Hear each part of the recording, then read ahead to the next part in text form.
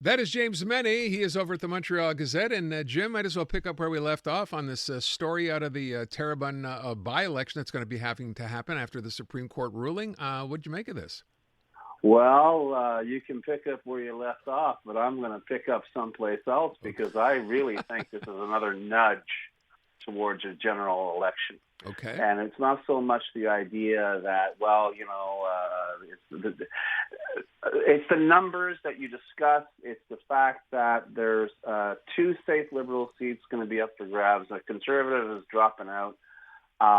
This Terrebonne thing, which is remarkable. And by the way, just to address some of the questions you had, because I was reading about the hearing itself, the judges were not happy with Elections Canada.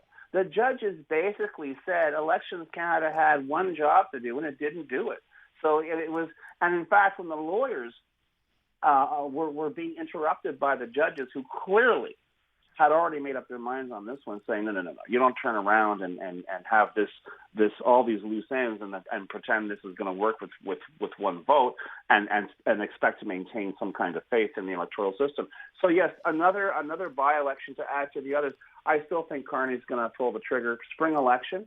And you know what else, on top of everything else, the icing on this cake, Aaron, would be, can you imagine if he does call a spring election, and the way the numbers are stacking up right now, he'll get his majority. And if he gets the majority, he is going to get a lot of that majority thanks to support in La Belle Province in Quebec, or some like to say the Quebec nation. But can you imagine, Aaron, that let's say the election's held in May, okay? Can you imagine just a few months later there's a provincial election in Quebec and the perceived front runner, the head of the Parti Québécois, wants to campaign on pulling Quebec out of the very country that Quebecers just endorsed and campaign against the guy who remains the single most popular politician in Quebec. It's enough to make you laugh. It's enough to make you just fall over with laughter because, honestly, to me, I think if he doesn't do it, he's going to be squandering a very, very great opportunity. So this is that last domino kind of to fall, right, in terms of calling it? Okay. If you believe in omens, it's like, it's Friday the 13th. Some people think Friday the 13th is a lucky day. I do. But, all that said, it looks like all the arrows are pointing in a particular direction, buddy. And I would not be surprised if between now and, Victoria Day weekend, you would see a federal election held in this great country of ours. Let's move on to the other story. So I don't know what's developed on this today. I know we've been talking a lot about the, CAQ leadership guys, Bernard Drinville and Christine Frechette, back and forth on the PEC. Now it's 2 years. Now it's grandfather clause. What's the latest on this? Well, the latest, honestly, is kind of ironic because you've got the same situation in Quebec as we had in the rest of the country with the whole elbows up phenomenon, right? Because Donald Trump, we up until Donald Trump came along, Canadians were arguing with each other and their regional differences. I don't like this, I don't like that, and there's trade barriers and this and that, protectionism. And all of a sudden we're speaking as one because this guy just got us so angry that we suddenly rediscovered our national pride, our national solidarity. And what did we see this afternoon? We saw a coalition of 30 groups, municipal politicians, union leaders, all kinds of immigration groups, people who normally don't work together, turning together with one voice, turning around and saying, you have got to stop this rubbish with the PEQ program, with your entire treatment of immigrants coming to Quebec.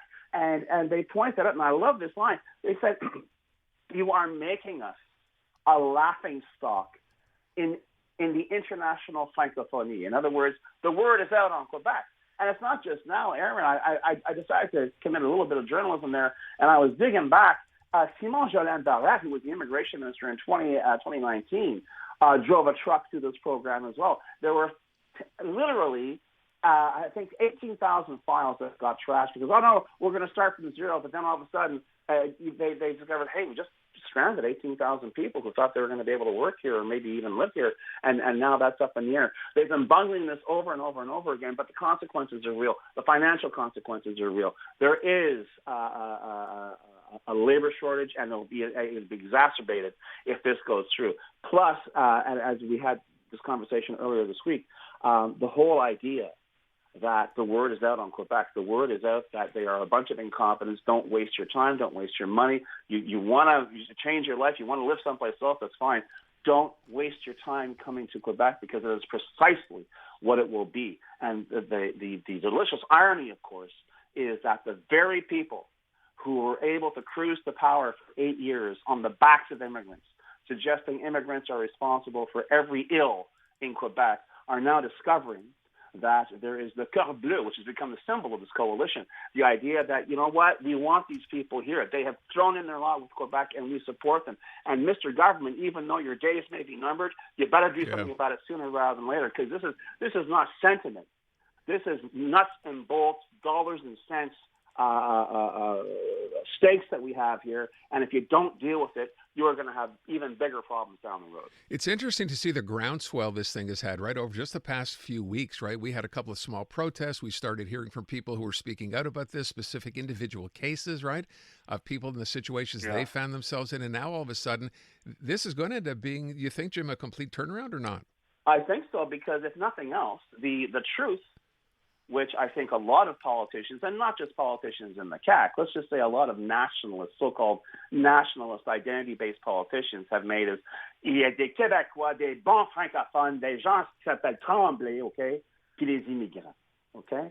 And the fact is, what has become very uncomfortably real for these xenophobes, okay, for these bigots, is that in Quebec, this Quebec in 2026, immigrants are what make things go. They are what make things work here in the Nation Québécoise. So get over it, boys and girls.